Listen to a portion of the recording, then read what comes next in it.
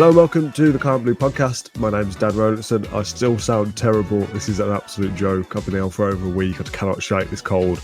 I actually had a question about it because we're doing a Q&A today whether I've tried one of those little things that you stick up your nose, and I don't like them. They make me feel weird, so I'm just trying to persist with plenty of fluids and whatever, but I'm finding it difficult to even speak at this point. So we'll probably try and keep this a little bit shorter than our normal Monday show, which is now a Tuesday, where we try and aim for an hour. This will be slightly less. But as I said, John, we're here to do a Q&A. First question, how are you? Easy question. Yeah, I'm better than you. I'm well, thanks. Yeah, another win. I seem to say that after every time you ask me how are you, and I just say, yep, another win, because Villa keep winning. Yeah, I'm doing well, thank you. Now, I've got 10, 12 questions on the list sent to me that I've picked out from social media. They're in no particular order. So we're going to dive straight in with Stephen with a hypothetical who says, would we be better or worse off if we'd have had Mings, Buendia, Ramsey and Moreno this season? Would we have got any more points or been higher up? I'm not sure we would, but we are also missing them. It's an interesting one, isn't it? Like a hypothetical, because it's kind of like well, if it wasn't for Steven Gerrard, we wouldn't have had Unai Emery. Like, would we be fifth if we had those four stronger players available? I'm not so sure, because Dean has been very good, and Bailey's been better this season than he would have been, whereas Ramsey probably would have been playing more. I like a hypothetical question. What do you think? I'll be the first to say Luca Dean, I think, has actually been one of our best players this season. Certainly the most underrated, in my opinion. But I think he's only doing what Alex Moreno would have done, really. So I think you can kind of count that one out. I think, if anything, it might have been better because Dean would have had a bit more rest, and then Moreno and him could have swapped places in different games. I don't think we'd be any better, really, because, would we have beaten Newcastle, considering we were already losing at half-time and the way that game was going? I know we didn't deserve to lose 5-1. I've said it before, it was more like a 7-4. We were still conceding chances. So I don't think we would have got necessarily any more points out of that game. And the Liverpool game as well, we didn't really show up for, and I don't, it's hard to say whether some players would have made an effect on that game. And apart from that, we've won every game apart from Wolves, I think. So, I think we'd pretty much be in the same place, to be honest. And I think that's testament to the recruitment over the summer. Obviously, Torres has come in and he's a very different player to Tyrone Mings. So it would have been interesting to see how that dynamic would have worked. Would Mings be playing most games still, and would Torres be on the bench? I don't know. I wouldn't have thought so. Maybe it would be a more, a three at the back system where Torres, Mings and Konsa would be playing, and would be seeing less of a Leon Bailey potentially, because that would then mean you two fullbacks given the width. Yeah, potentially. I think Dean would probably be playing most games anyway, just because you need that fullback rather than Torres playing in that back four when we're out of possession. So I think it's a very interesting question, but the answer's a bit boring. I don't think we'd be any better off, really. I don't think we'd be any worse, certainly, because Jacob Ramsey is the top player, and we saw that when he came off the bench against Brighton, I believe, for the second half, and he was excellent. So yeah, when those players do come back, well, the two that we mentioned, Moreno and Ramsey, I think we'll be in a better position even still. Maybe not better in terms of league position, but having that more squad depth available will make it an easier job for Emery to manage the squad. Speaking of Emery, actually, it's not one of the questions, but we'll talk about him quickly. Emi Martinez won the Yashin Trophy in a ceremony in France yesterday. Funny that it was booed by the French nationals because of the involvement, obviously, in the World Cup final. But a really nice moment. One, for him to win it, of course, to be named the best goalkeeper in the world is some accolade, but to be presented by the trophy by his dad was a really special touch, wasn't it? That was really nice to see. Yeah, it was. And I mean, I'm sure it's well documented amongst fans as well, but Martinez has come from a very different background as well. His parents have made huge sacrifices to allow him to become a professional, let alone winning the Yashin Award. He promised his dad he'd be the number one at a Premier League club, years and years ago when he was struggling to make ends meet. There was times when Emmy would watch his dad, Alberto, who gave him the award at last night's ceremony. There was times he'd watch him cry that he couldn't pay bills. Sometimes his father and his mother would go without dinner and they'd pay for Emmy and his brother to eat instead. He couldn't afford to buy him goalkeeper gloves, all these things. It's really is a fairy tale story to where he is now. When he joined Independiente from moving out at a young age. He'd only see his parents like twice a month because they couldn't afford to pay for the petrol to see him because he was about 2 hours away. So, yeah, it really is like a touching story, and for him to be where he is today. And obviously, he's had so many setbacks in his career anyway, let alone, he didn't just leave Independiente and join Arsenal and then become the number one overnight. It was anything but that. League Two loans, 6 or 7 loan moves. It's a remarkable story, and it's really inspirational. So for him to, wave the Villa flag, I suppose, at these award ceremonies and represent us as a club, that's it's remarkable to think. If you said a few years ago Villa were going to have someone winning an award for the best position, the best player in their position, what? It's staggering. It really is to where Villa have come from, where Martinez has come from. It's a really special story. I mentioned that these questions were in a random order, but I'm going to rejig it a little bit to keep it in some kind of theme. The players that we mentioned before, Moreno, Mings and Buendia, the injured players. This one's from Price. He said, out of the 3 key players that are injured, Moreno, Mings and Buendia, I'd argue that Ramsey's more key than those 3. So let's include him as well. Out of the 4 key players out injured, Moreno, Mings, Buendia and Ramsey, who do you think will have the tougher time regaining their place? Or do they not regain their spot at all? Really tough question. Ramsey comes straight back in for me. You can discount him and like Price did in his original question. That's probably why he left him out, because he comes straight back in on the left, doesn't he, Ramsey? Yeah, Ramsey's exceptional. And he'll be playing, games, even if he doesn't start every week, which I'm sure he will, but at the start he might not, but he's going to play. Buendia will have a tough time on his hands, I think. That will obviously be tougher if Zaniolo stays, or if Villa can, buy someone into the Zaniolo in the summer. I don't know. We'll see. We'll wait how that plays out. If not, then Buendia has a role there in some capacity, but he's going to be fighting with Bailey, Diaby, with Ramsey. There's a lot of competition there. I think the Mings one's really interesting. As I said earlier, I just don't know how that dynamic would have worked. I think it would have been a situation where Torres, Mings and Conte would play as a back 3. Conte would move to a right back position. Luca Dean or Alex Moreno would be a left back, and you'd have Cash and Moreno or Luca Dean on the left, and it would be like a back 5. Oh, not a back 5, a back 3, and then those 2 playing as wing backs, as we've seen. I think that's how it would work, and I think that would be good. But if it isn't that, and I don't know, Emery wants to have a forward player instead of another centre back, then who would drop out? Would it be Torres or would it be Mings? Because I don't think it would be Conte. Especially the season he's having. If he continues to have an excellent season, Mings doesn't come in for Conte, I don't think. Especially if they're 2 left-footed centre halves, Torres and Mings, and Torres is obviously very different to Mings as well. So that I think is a really interesting dynamic. But it is competition for places, and it's different ways to beat different opponents. So as I say, I think that 3 centre back option would probably be the most obvious. So it's a long answer, but I'd say probably Buendia has the hardest time coming back into the team. We'll move away from on-pitch matters for a second to speak about the North Stand for what feels like the millionth time. From Holly, when we develop the North Stand, where do all the season ticket holders go? And when is it actually happening? These are 2 questions that we've had multiple times, and I feel like we still don't really know the answer. Yeah, unfortunately, we only have the answer for one of those questions. The North Stand will be knocked down after the Foo Fighters gig this summer, so this will be the last season of the North Stand, and they're going to be building it. It's going to be a complete knockdown. It's not being built, in front of or behind the stand or anything like that. So Villa will be playing in front of an empty stand, presumably. Opposite the Holt. And it's going to take about 2 years for completion. It needs to be finished in that time period for the Euros, because obviously Villa can't promise a stand and not have it built. It needs to be there.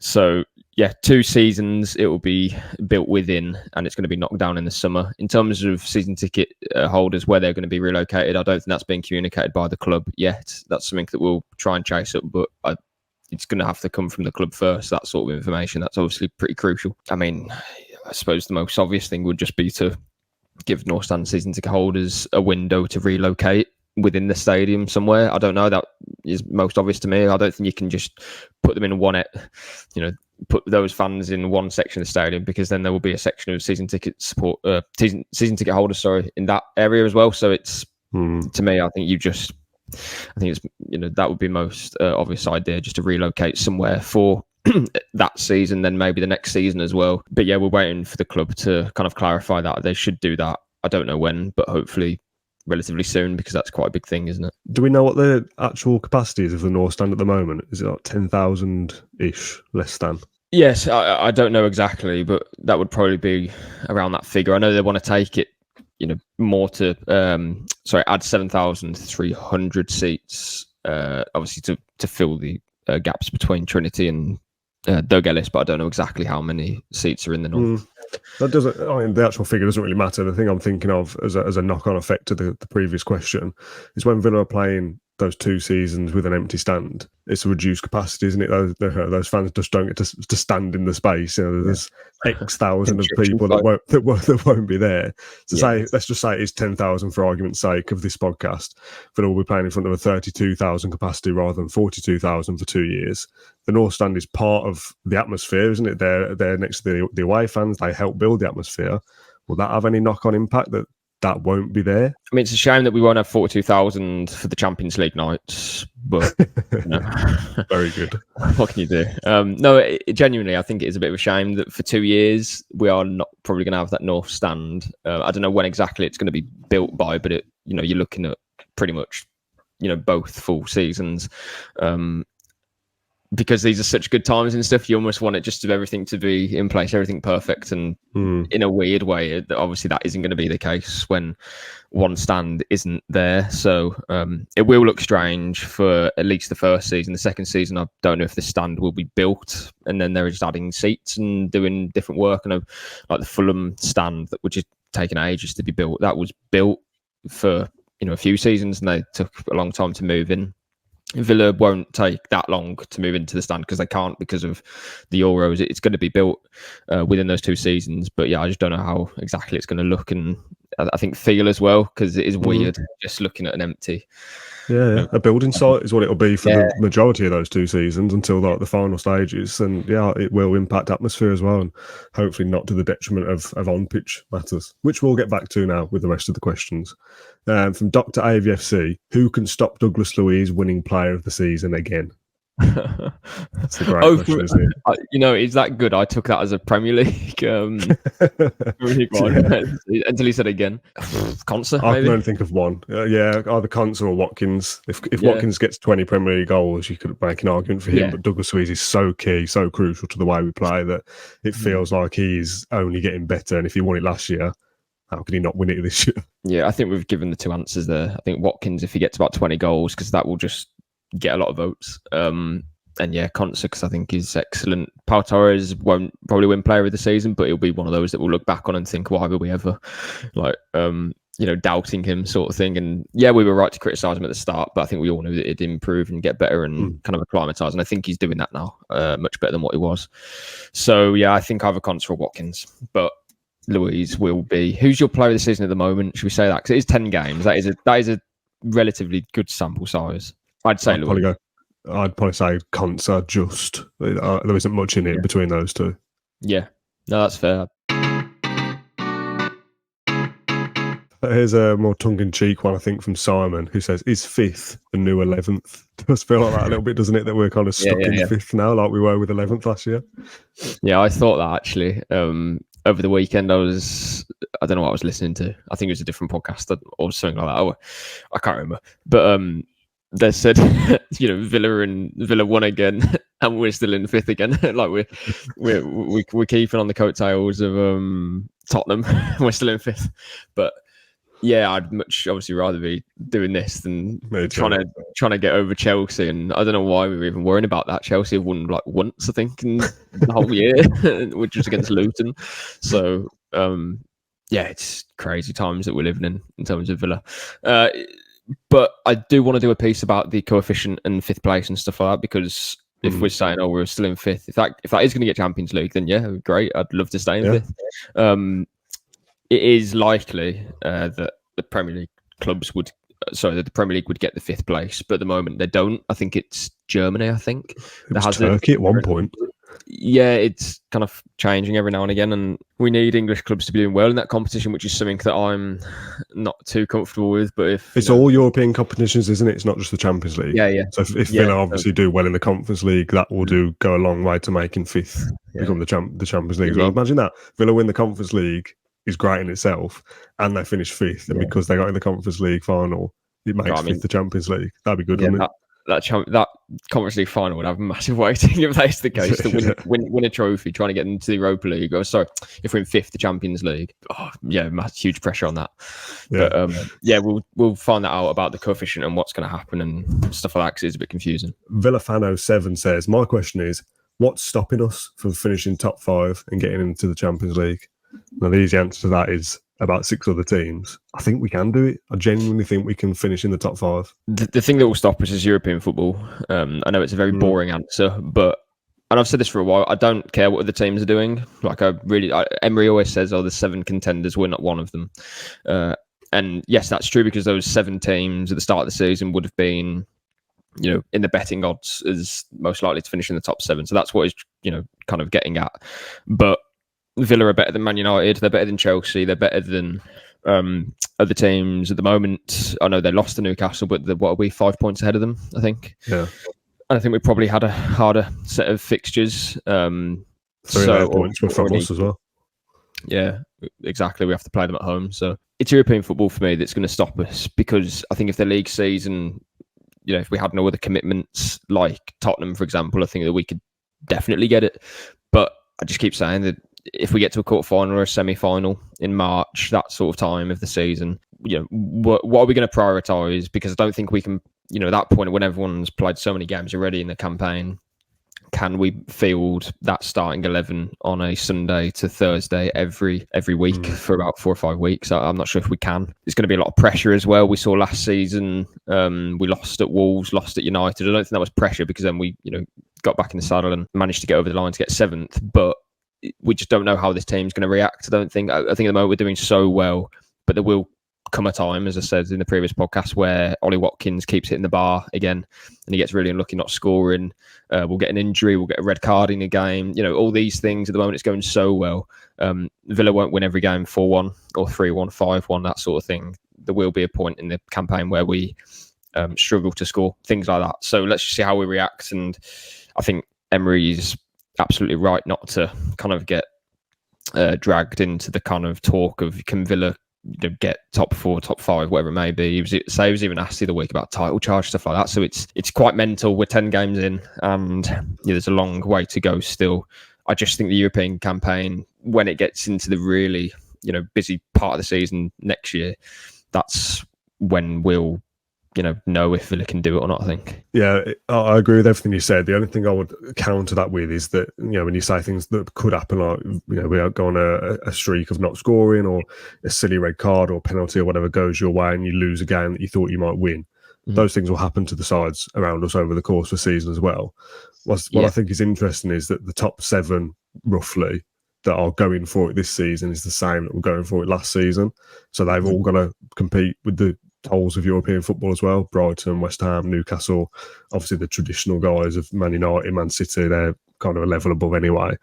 But there isn't anybody kind of, unless I'm mistaken, somebody apart from Spurs, I suppose, that are up around that top 7, top 8, who are like fresh from last season. So it's like a Brentford came out of nowhere and they mounted a charge for the top 6. You'd be looking at them thinking, well, they haven't got to contend with European football. But all the others, West Ham, Newcastle, Brighton, I think Villa can finish ahead of those, because we've got the same challenges that they do anyway. Yeah. But just in terms of the top 5, I think we'll probably finish top 7 this season because of what you just said there, Dan. I think we're dealing with European football better than Brighton. West Ham aren't as good as Villa.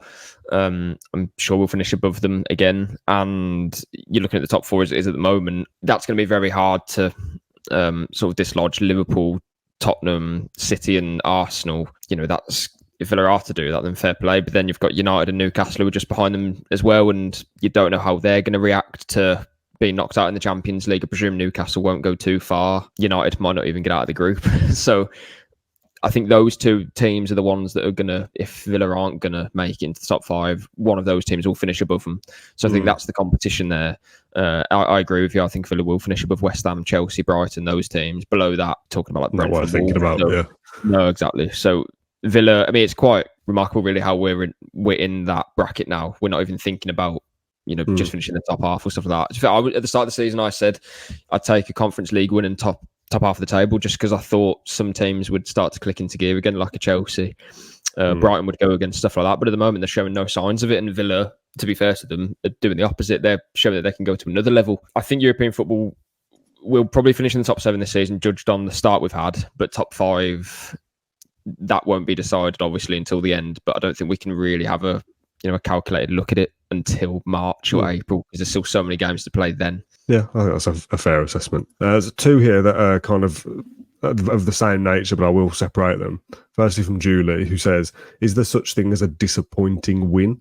This is after some fans have expressed their disappointment after allegedly not putting Luton Town to the sword. And we spoke about this on the post-match show, that people are kind of going, oh, we should be beating them 6-0 or whatever, and if we didn't, that's disappointing. Is there such thing as a disappointing win? No, I don't think there is there? No, that's bizarre to me. I haven't heard that, to be fair. That's quite remarkable, really. No, that's strange. I'm sorry, I can't get behind that. I mean, a disappointing win would be Villa beating Southampton 1-0 when we had Steven Gerrard, and it was, what the hell was that? There was no plan, there was no anything. That was the first time I've ever experienced that sort of feeling, but not when we've that's a better description of it. Yeah, you kind of think, well, we've won, but at what cost? Like, we're still stuck with a manager that doesn't know what he's doing, etc. Yeah, and there's no sign of us improving on that win, and Southampton were poor. That was a gloomy win as such, but not when you've won your 12th game in a row. We've had to score for Luton to kind of keep the game entertaining, sort of thing. No, there's no. I did not have that feeling at all. As a follow up to that, I think this is an interesting one from Rob. He says, "Do you think that when you and others like yourself, John, were scoring player performances before Unai Emery came, do you think you were more generous than you are now? Has your perception of what an average performance is increased now you realise what the players are capable of?" I don't know. I'll be honest, I don't think it has. I would say not. I mean, what I would say is that I think some players have probably surprised a lot of Villa fans. I'm thinking of someone, I don't know, I don't really want to name names specifically, but I think we all know that Douglas Luiz was an excellent player and that Watkins could score goals. But I think some fans are maybe surprised that, Emery has only signed a few players to add to the starting 11, and the rest of it are the same players who were struggling. Yes, under a manager who clearly wasn't cut out for the Premier League, but that it just goes to show what can happen when an elite manager kind of gets his hands on a team and really believes in them. Something that I don't think Gerrard did, particularly when he asked for so many new signings, and he wanted a new 11, really, didn't he? But Emery came in and said straight away, and this is what we said when we were talking about which manager should Villa appoint. My answer was a manager who believes in the players that he's got and can improve them. It's exactly what Emery's done. So I don't think my ratings is necessarily lined out just because we're winning every game now. I'm still going to give Conts 9s and 8s and stuff like that, even when he's improved, and he'll probably continue to do so. So I wouldn't say that, to answer the question, I don't think so, but I understand the point, because some players now, like for example, if Douglas Luiz dips below his level now, you'd be giving him like a 7 or something, when that would probably be a 9 last year.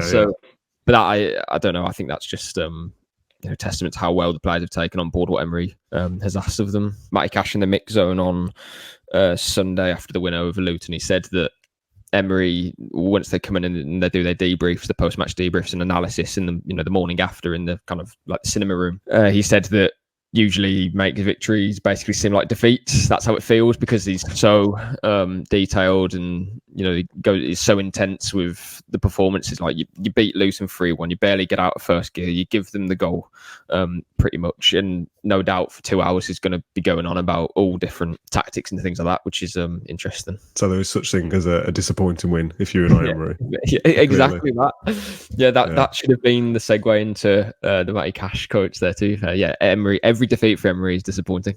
There's a couple more questions on Emery, but we'll save those till the end. One is a hypothetical, which I love, and one is they're both hypothetical, to be fair. Hidden Villain says, I don't know where they're really going with this, so maybe you can explain why the question even exists in the first place. It says, if you had the choice Would you rather play the fixtures we have next, as in Forest and Fulham, or would you swap them and have Man City and Arsenal as the next two? Yes, so as in the next 5 fixtures, would you have Arsenal and City first and then play Fulham? A harder fixture than the easy fixture. I presume that's because of the form we're in. I think you play the easy ones. Keep the winning streak going, keep confidence high, and be prepared for those Arsenal and Man City games by being 7 unbeaten or whatever it would be. Yeah. I understand that. I suppose if you play those harder games first and you beat them, then you've kind of got ahead of yourselves almost. But if you don't and you lose them both, maybe then you'd struggle against those easy games as well. I'll put something out. I don't actually think in any order. How do I put this? If Villa played, this might sound stupid, but I don't think there'd be a huge difference if Villa played, all their fixtures in like league correspondence, like, I don't know, like 1st to 20th. If they played Man City, then Arsenal, then Tottenham, then, whoever else, then Liverpool, that sort of thing. Because Emery takes so much attention to detail in each game and, prepares for them in isolation. I think if you take the points Villa would get at the end of the season to the points they would have if they played the hardest teams and the easiest teams, that sort of thing, which would then take into account like confidence and form and stuff like that. I don't actually think our points would be so different. Whereas I think for other clubs, it would be vastly different. That doesn't really answer the question, but I think it's that sort of thing with Emery. I don't think he cares when he plays certain teams. And I don't actually think it would matter necessarily. I think the question probably points to, Villa on such good form at the moment. What if they don't beat Forest and then maybe draw to Fulham, have one of those days, that sort of thing. Then all of a sudden, you haven't won in 2 matches, then you go into City and Arsenal. But I think, to be honest, any way that you look at those games against Arsenal and City, I think the pressure's on those teams to beat us, and that is not something that those players will want. They don't want to come to Villa Park, and I know we don't. Do we play both? We play both games at home, don't we? That's quite something for Villa fans to look forward to. Hopefully we beat Fulham. That then matches the record. Then you go into that Man City game, want to break the record, which would be remarkable.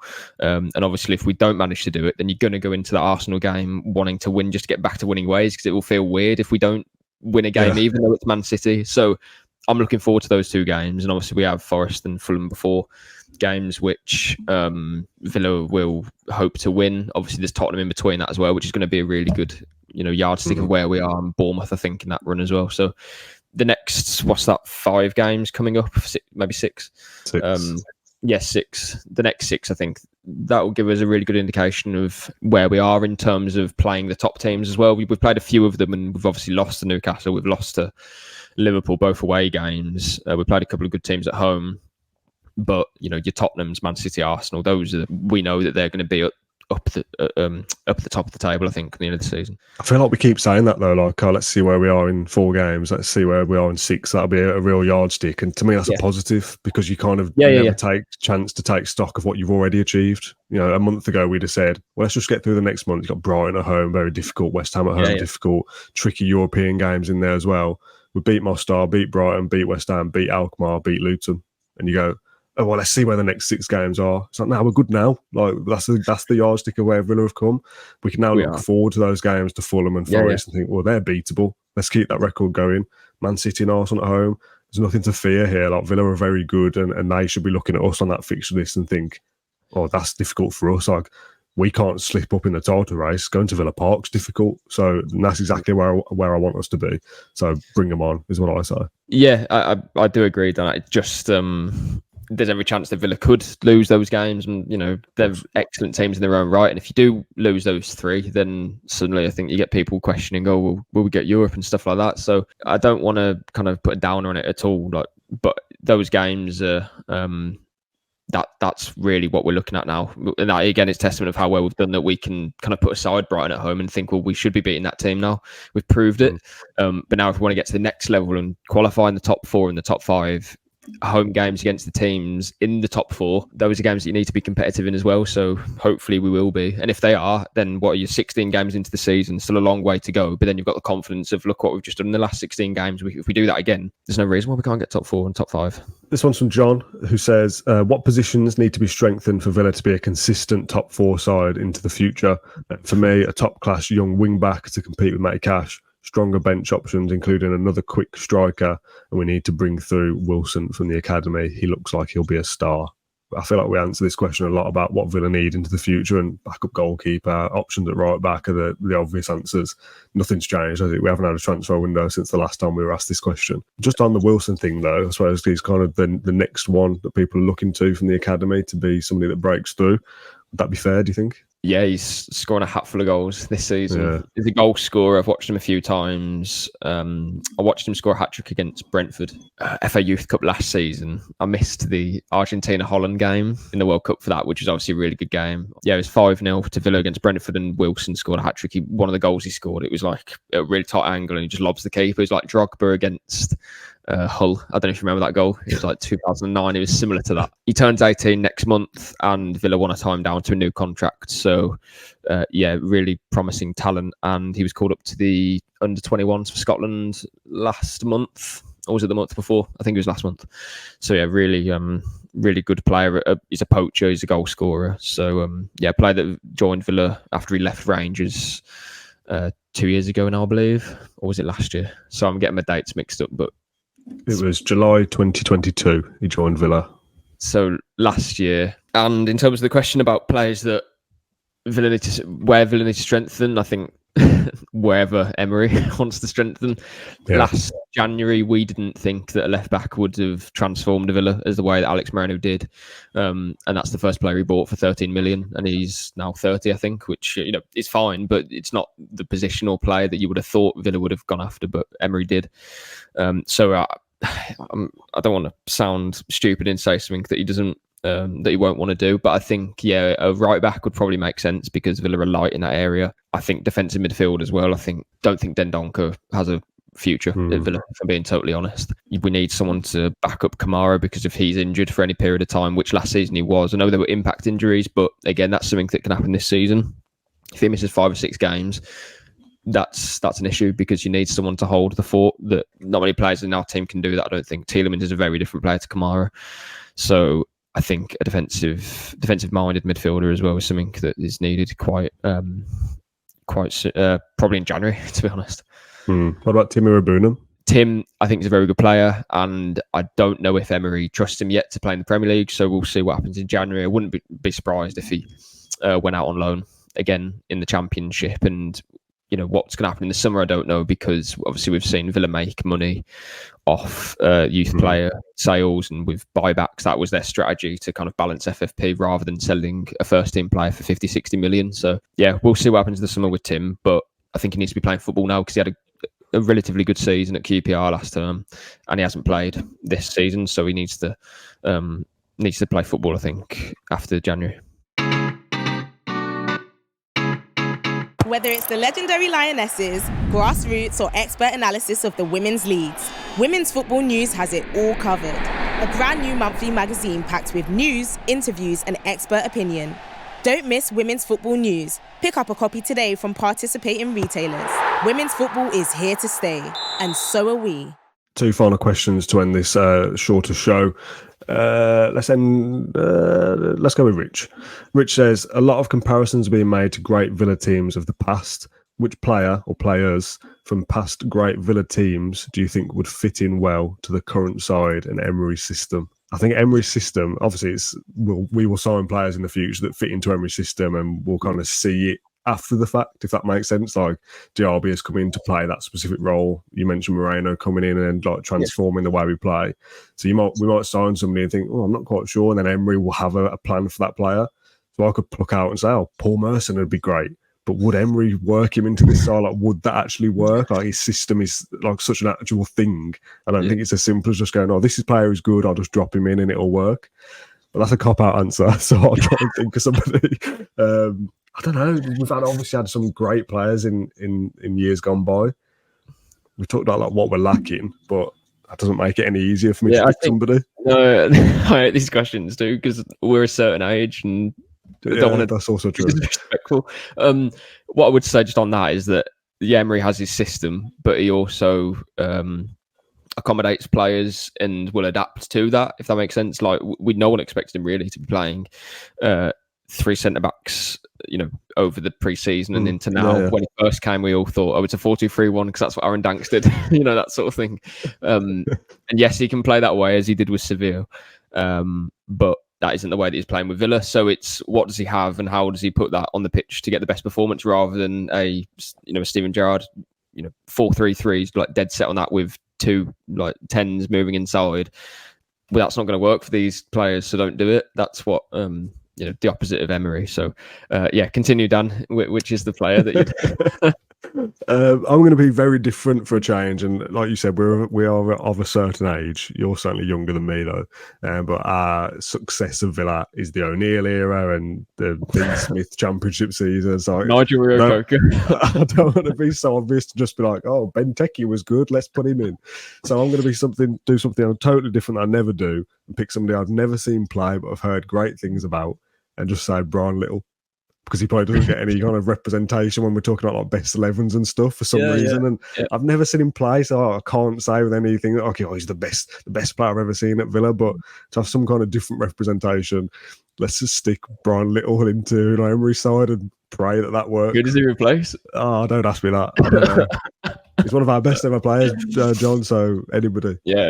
Oh, absolutely. Are you asking me for an answer? I don't know. You could go. You forced me to answer, so you've got to answer as well. You could go. I'll take Thomas Sorensen as backup. Oh, what a rogue shout. I don't know. There's lots of Aston Villa legends that would walk into this team, I think, to be honest with you. No disrespect to the players that we have, but I think it's hard. Again, football's changed a lot as well. So, tactics 10 years ago, 5 years ago even, are so different to what they are now. So it's very interesting to see like how would Brian Little play and how would he feature in this team. I think that's really interesting, but I can't pick out a player and say, oh yeah, he would play in this role and this is how Emery would use him, because I haven't watched many players pre-Martin O'Neill. In the comments, get your comments in. I think that's the because it is interesting, especially because Villa were good, let's be honest, a long time ago, really. So again, so much has changed since then. It makes it a much more interesting kind of conversation that we can't really expand on, unfortunately. To the final question then, and again, for me, I'll consider this a hypothetical, although that is not how the question was phrased. From Justin, do you have any concerns with the so-called big clubs eyeing up Unai Emery? Personally, I can't see him leaving for a job in England, but Real Madrid and Barcelona, maybe. I'll say I consider this hypothetical because I don't think, specifically the England club point, I don't buy at all. There was a clip on Talks What Doing the Rounds the other day of Andy Goldstein saying that if it was up to him, he'd take him to Man United to replace Ten Hag. So yeah, good luck with that, mate. That's absolutely never going to happen. I just don't see that happening. Like, for Emery to work, he has to have everything in place for him, and a club like Villa can do that. I don't think a Man United, Chelsea can do that. Liverpool and Arsenal probably could, to be fair, with what we've seen with Wenger and Klopp, in terms of like giving them what they need and having that support system. Yeah. Madrid and Barca are the obvious easy answers because they're two of the biggest clubs in the world, obviously in Spain, where Emery's from. And if Real Madrid come calling, most managers say yes to that, don't they? The flip side to that will be that if Emery is offered the Real Madrid job, he's done a very, very good job with Aston Villa and probably won something to have been offered that job in the first place. So we'll cross that bridge when we come to it. But as of right now, I don't see Emery leaving to anybody, specifically in England anyway. No, in terms of the Spanish teams, discount the English teams. That's the end of that conversation. And then in terms of the Spanish teams, he has nothing to prove to them. They know how good Emery is. The only place in Europe that he had to kind of win people over was in England, because for whatever reason, he just wasn't respected to the level that he is in Spain and on the continent, because they think of him as one of the best coaches in Europe, which he is. The titles that he won with Sevilla as well, documents that, and what he did with Valencia as well. He put that Valencia team as quite clearly the third best team behind Barcelona and Real Madrid. And when was that? Like more than 10 years ago.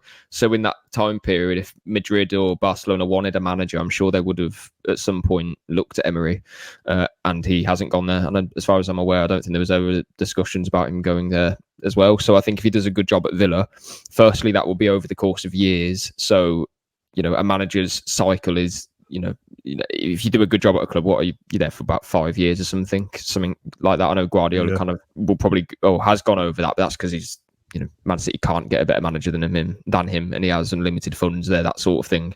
But for any other club, about 5 years is probably about the right time to kind of look at a project. If it's more than that, then great. This is his project. This is his thing. This is his life for the next, so many years. And there isn't, as I said before, there isn't a club that can give him or could promise him the amount of power that he has at Villa. Everything that he's built in his career in terms of successful teams, clubs that are punching, upwards, that's what he's got now at Villa. And that's where he's had his success previously. So I just think all the experiences that he's had and all the experiences that Villa have had as well in their history, I've said it before, it's a perfect marriage. This is going to be a very successful tenure, I have no doubt about it. And it's not something that Emery's going to wake up one morning and think, oh, you know what, I'm going to head back to this place or go here because I don't have it at Villa. That just won't be the case. He has everything he needs at Villa. He's got close friends literally working with him, people that he trusts, not yes men either, people who give him valid opinions. Monchi's worked with him before at Sevilla in his most successful reign as a manager. Damian Vidigani's with him as well, who's excellent at what he does in football operations. Everything is there. He's brought in his own scouts. He's got a network. This isn't, all of these different things that he's done in the last year aren't setting him up for another year. They're setting him up for years and years in advance. And hopefully that is going to be the case, that he manages to win trophies in his tenure and qualify for the Champions League, do everything that he wants to do. Those weren't false promises when he first joined the club, when he outlined his dreams, and he keeps saying them now. That's because he knows he's going to be here for years to do that. Emery isn't foolish enough to come into his first press conference and say those things and then think, actually, a couple of years down the line, I might just leave because I don't fancy it anymore. He came into the job knowing he'd be the Villa manager for a long time, so he can achieve what he wants to achieve. Because if he said those things and he walks away, well, then he's failed.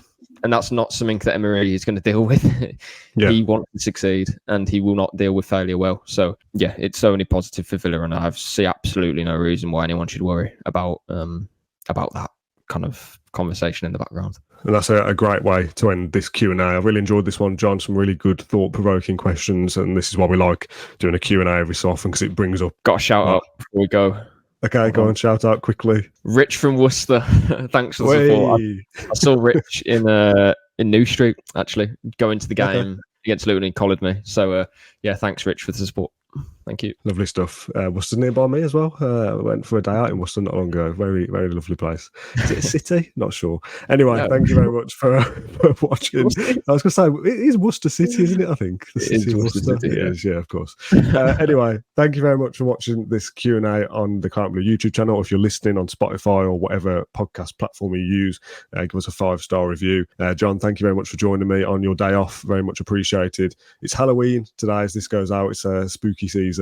Should have dressed up, shouldn't we, John, and done fancy dress for the podcast. But thank you very much for watching this one. There's no midweek game for Villa this week, so our next show will be the Inside Bodymore preview show for Forest Away. Yeah, Forest Away, of course, which will be coming up later this week. So thank you very much for watching this one, and we'll see you all again very, very soon. Up the Villa.